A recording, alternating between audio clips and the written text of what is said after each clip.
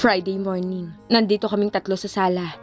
After eating our breakfast at nanonood ng movie. Kumpleto kami kasi hindi muna pumasok si Liam sa company dahil na-miss na niya daw kami ni Baby Diana.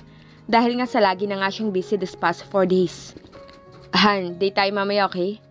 Napalingon ako kay Liam na ngayon ay katabi ko at nakahilig sa balikat niya si Baby Diana. Habang mahimbing na natutulog, wala naman sa sarili na napangiti ako.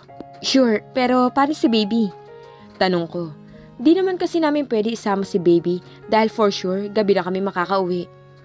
Iwan muna natin siya kina Mom. At dahil sakto naman kahapon na tumawag pa si Mom sa akin para itanong kung kailan daw uli bibisita si Baby Diana sa kanila. Okay. Wika ko bago ngumiti. Kumusta pala yung meeting mo, Han, kahapon? Di ko siya natanong kagabi dahil gabi na naman siya nakauwi. Kaya di na kami nakapag-usap. Thank God. At approved na ni Mr. Heng ang lahat ng gagamitin ng mga materials para sa buong hall, pati na rin lahat ng designs na ginawa ng team ko. Nakangiting sagot ni Liam. Congratulations, Han. I knew it na ma-approve agad ni Mr. Heng agad yun. At para namang mabait yung si Clarence. And before I realized what I just said, ay narinig na ni Liam na ngayon ay salubong na ang kanyang dalawang kilay. So, first name basis na kayo? Nakasimangot pa rin niyang tanong sa akin. No, I mean, Han. I just accidentally said his first name. I try not to sound uneasy dahil na kakakaba ang mga tingin ni Liam sa akin ngayon. Alam ko naman na sensitive ito sa mga lalaki na kakilala ko. Pumikit muna siya at saka dumilat rin. Han, naiinis lang ako na ang pangalan na Clarence Heng. Dapat ako nakasama mo ng ilang oras sa Maldives. Kaya lang, busy ako sa meeting na nun. I can't help it to get jealous and felt guilty again. At ang Mr. Heng na sinasabi ko sa'yo, kapatid niya, dahil his brother weren't able to meet me up because of some business matters need to fix immediately. Seryoso kanyang sagot sa akin habang nakatingin ng diretsyo sa mga mata ko. Ayan na naman siya. Nagseselos na naman siya. And I don't even know what to react. I just want to know why he's getting jealous. Gusto ba niya ako or what? Ang hirap mag-assume. Pero I know that I'm having hopes na baka gusto niya kaya siya nagsiselos or much better, baka mahal na niya ako kaya siya nagsiselos. I'm sorry, Han. I didn't mean to. Pinutol niya ang sasabihin ko nang marahan niya akong hinalikan sa labi. Sa side ni Liam. Nandito na kami sa isa sa mga restaurant ng company. This is the first time na dito kami kakain ni Amanda. I decided to have first a dinner date with her before I tell something, or I should call it something that I need to confess. This way, Mr. and Mrs. Navarro. The manager guided us to our seats. This restaurant is the first restaurant that I handled before I became a CEO. So this restaurant is a precious to me. Kasi I, myself, made this restaurant reach the top among all restaurants in Asia. I named this restaurant Casa Navarro Restaurant. Ito ang restaurant na nagpasaya sa akin at nagbigay sa akin ng swerte sa buhay. Until now, this restaurant brings me happiness. At the same point, also it gives me luck. Happiness dahil ito ang isa sa mga dahilan kung bakit ako ngayon kinikilala bilang isang Liam Navarro dahil sa sikap ko. At luck dahil dito, my parents, especially my dad, learned that I can handle already our company in my own. Yun nga lang, may kondisyon at ayaw nang magpakasal. Noong una akala ko, simula na ng kalungkutan ko kapag nagpakasal agad ako at kahit kailan na hindi nasasaya. But it turns out in the positive way, in a good way, dahil I found my happiness. At ang happiness ko na yun ay si Amanda, Baby Diana, and my family. Kagabi ko na-realize na I already move on from my first heartbreak because I already found my true love and happiness. Yes, you heard it right. True love. Hindi ko lang basta gusto si Amanda, kundi mahal ko na siya. At handa kong gawin ang lahat para maging maayos ang pagsasama naming mag-asawa. It may be sound unlike me, kasi sa tagal ng panahon, ngayon ko lang ulit natagpuan ang kasiyahan at mahal ko. Matapos ang kay Leticia, but I changed. I changed into a better man. I realized that hindi ko na mahal si Leticia. Simula pa lang ng pakonti-konting pagkilala ko kay Amanda, na si Amanda na ang mahal ko at hindi na si Leticia. Sa side ni Amanda, nandito kami ngayon sa isang restaurant na si Leah mismo ang nagpalago. I'm so proud of my husband. How is it, hon? Tanong sa akin ni Liam. Kakatapos lang namin kumain ng aming main course at ngayon ay kinakain naman namin ay ang dessert. Delicious, Han. Nakangiti kong sagot. Wait, Han, I'll just check the kitchen kung okay na yung main dessert natin. Bago pa man ako makatango ay umalis na si Liam. Weird, parang nagmamadali siya na di mapakali. Anyway, ngayon ko na itatanong ang mga katanungan sa isip ko na gumugulo sa akin. Inihanda ko ng sarili ko kung sakaling mali ang hinala ko. Pero di naman sigurong masamang umasa kahit konti, diba? Napalingon ako nang may marinig akong kumakanta at parang pamilyar rin sa akin ang boses niya. At nakita ko si Liam na nasa gitna ng restaurant at nakaapak na parang sa mini stage. Weird dahil wala naman ako napansin kanina na may ganun. At napako ang mga tingin ko kay Liam na ngayon ay kumakanta. Oh my gosh, nakita niya ang pagkabigla sa aking muka kaya napangiti siya. OMG, di ba siya si Liam Navarro? The most handsome businessman in the country? Narinig kong sabi ng babae sa kabilang table. Pero di ko siya pinansin. Ang lahat lang ng atensyon ko ay nakay Liam lamang. OMG. Why he's singing in front of these people? Tapos sa akin lamang siya nakatingin. He's singing the line of the song while walking towards to my direction. And just, oh my God, lalo siyang gumwapo sa paningin ko. Natapos na ang kanta pagkarating niya pa lang. At naramdaman ko na lang na umiiyak na pala ako nang pahiran niya gamit ang kanyang hinlalaki ang mga luha na patuloy na lumalabas mula sa mata ko. Shh! Han, don't cry please. He said, then kissed my lips. And the next thing I know is, he's already kneeling in front of me. Han, Amanda, I want you to know how much I love you. And I want to thank you for all the things you did to me. And I appreciated all of it. I love you because you're Amanda Velasco, my wife, and my love. He stopped for a while at may kinuha siya mula sa bulsa. Isang box. I want to give this to you as a reminder that you're mine only. Only mine. Nakangiti niyang sabi at saka tumayo at nilagay na sa akin ang bracelet. Yes, he gave me a bracelet. Simple yet elegant. Mixed emotions ako ngayon dahil sa mga sinasabi ni Liam ngayong gabi. He just confessed his love for me in front of these people. I don't know what to say. Kaya instead of saying anything, I just hug him. I love you, Liam. I love you too. Buong puso ko nasaad sa binata. Naramdaman kong natigilan si Liam sa pagsabi ko ng I love you. Kumala siya sa pagkakayakap sa akin at tiningnan ako ng diretso sa mata. You love me too? Mahinang bulong niya sa akin at makikita mo na parang di siya makapaniwala. Tumango ako at saka ngumiti ng malaki.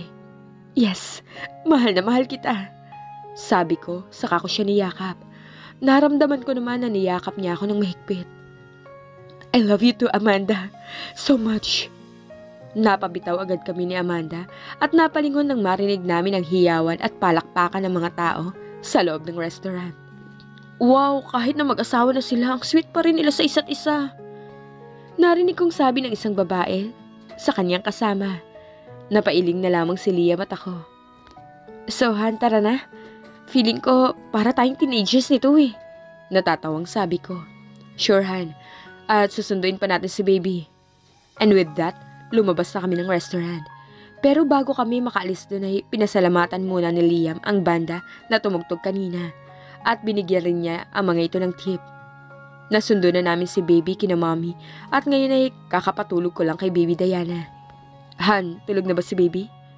Tanong sa akin ni Liam pagkalabas niya ng banyo. Napatingin naman ako sa kanya. My God, ang gwapo talaga ng asawa ko. He's already wearing his pajamas. Take note, only his pajamas. Kinumpos ko muna ang sarili ko bago sumagot. Yes, tulog na. Feeling ko nga napagod. Kasi hinele ko lang ng sandali at ayun tulog ka agad. Natatawang sabi ko sa kanya. Lumapit muna si Liam kay baby sa kanya ito marahang hinalikan sa noo. Bago lumapit dito sa akin sa kama at niyakap ako ng mahigpit. Kaya napahiga ako sa kama. I love you so much, Han. Kayong dalawa ni baby. Sabi ni Liam habang dinampian ako ng halik sa mga mata ko. Sa tungki ng ilong, sa pisngi, bago ito lumapat sa labi ko. Me too, Han, I love you. Nakangiti kong sagot sa kanya. Tumingin muna siya sa akin, saka ako muling sinil ng halik. His kiss is very passionate and full of love. At I can feel it. Tumigil siya sandali at tinignan ako ng diretso sa mga mata. I can see in his own eyes that he really loves me. I love you so much, Han. I want you. I really want you, but if you're not ready yet, it's okay. Hindi ko na pinatapos pa ang sasabihin ni Liam dahil ako na ang kusang humalik sa mga labi niya. I want you to, and I'm ready to be yours. Nakangiti kong sagot. Dahil sa sinabi ko ay sumilay ang ngiti sa mga labi ni Liam. Muli niya akong hinalikan at buong puso ko namang tinugon yun. Ilang sandali pa ay buong pagmamahal namin na pinagsaluhan ang init ng bawat isa. Napangiti na lang ako. Napatingin ako sa katabi ko, na ngayon ay mahigpit na nakayakap sa akin. Last night was one of the best and unforgettable night I had. Hindi ko pinagsisisihan ang ginawa ko kagabi. Sa totoo nga, ang saya-saya ko pa eh. Hindi ko akalain na mahal rin ako ni Liam. Kaya kagabi hinayaan ko siya at nagpaubaya na ako. Because after all, he's the one that I've been waiting for. Ang lalaking mamahalin na rin ako tulad ng pagmamahal ko sa kanya. I love you. Bulong ko sa kanya. Bago dahan-dahang inaalis ang kamay niyang mahigpit na nakayakap sa aking bewang. At nang makaalis na ako, nagbihis ako at saka ako naglakad patungong banyo. Buti na lang talaga, mahimbing ang tulog ni baby sa crib niya at hindi siya nagigising. Magsha-shower muna ako bago ako magluto ng breakfast. Tulog pa rin naman si baby. Ang bango naman.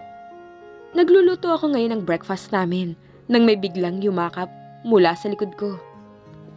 Yung bacon ba yung mabango o ako? Tanong ko kay Liam. Kasi naman habang nakayakap siya sa akin ay panay ang amoy sa leg ko. Pareho, pero mas mabango. Ikaw. Ayan tayo eh. Mga banat, feeling ko tuloy para kaming teenager. Sus, bola? Nakangiti akong umiling-iling. Ako, Han, binobola ka? Ha? That's impossible. At naramdaman ko ang kanang kamay niya sa may tiyan ko at dahan-dahang umaakit sa... Han, baka magising si baby. Sabi ko, saka ini-off ng stove at inilagay na ang mga bacon sa plato at saka dumiretso sa dining. Tinulungan na ako ni Liam na mag-ready sa pagkain namin. At ilang sandali pa, masaya na kaming kumakain ng agahan. Han, tawag sa akin ni Liam. Nandito kami ngayon sa sala. It's already 7 in the evening. Napagpasyahan naming manood ng movie. Yes? Sagot ko. Nakahiga ngayon si baby Diana sa dibdib ko at tahimik na nanonood. I'm thinking of baby Diana. Sabi niya, kaya napalingon ako sa kanya. What about baby Diana? Mom asked me if we want to adopt legally baby Diana. Sabi niya habang mataman na nakatingin kay baby ngayon. Alam mo, Han, gusto ko rin i-adopt si baby. Naisip ko na rin to eh. Even though wala pa siya sa atin ng 1 week. Pag-amin ko sa kanya. I'm already thinking about this about 2 days ago. Kasi nung mga araw na yun, si baby Diana lang ang nakakausap ko. Then pinapatawa niya ako pag nagsasalita siya ng bulol. Pakiramdam ko, totoong anak ko siya. Napamahal na agad siya sa akin. And I know, napamahal na rin si Liam kay baby. Kaya naghahanap lang ako ng right time para sabihin sa kanya ang gusto kong gawin. I'm thinking about this too. Kasi napamahal na rin si baby sa atin. I'll call Tita Celine tomorrow para naman matanong natin kung pwede nating i-adopt legally si baby. I hope na pwede. There's still 3 weeks to go bago mag-end ang stay ni baby with us. Sabi ko, saka hinawakan ang kamay niya. Napatingin siya sa akin. Han, it's fine with me kung nag-hesitate ka. I understand. It's okay with me kung ano man ang gusto. No, Han. I won't hesitate about this. I know what will happen after this. But I will treat baby Diana as mine. And after all, I want to give baby Diana a happy family. Sincere niyang sabi. Napangiti naman ako. Me too, Han. I want to give baby Diana a happy family. And I will treat her as mine too. He smiled. I love you, Liam. I love you too, Amanda, he said.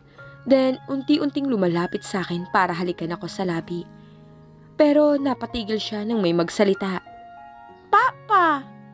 At parehas kaming napalingon kay baby na ngayon ay nakatingin sa akin. Oh, wait, Han. Did she said... Did she just say Papa? It means Daddy, right? Full of amusement ang nakikita ko sa mga mata ni Liam. I've been teaching her to talk this past few days. And guess what? She always saying, Papa, wala man lang Mama. Masaya ko sa kanyang kwento. Kinuha naman ni Liam agad sa akin si baby at saka kinalong. At pilit pinapaulit ang sinabi nitong, Papa. Natatawa naman ako. Tumayo ako saglit at pumunta sa kwarto. Tingin naman ang daddy and baby. Smile! Sabi ko pagkakuha ko ng kamera. Tumingin naman silang dalawa sa akin at ngumiti. I love my life. Alam kong ang mag-ama ko ang magpapaligaya sa akin ng labis.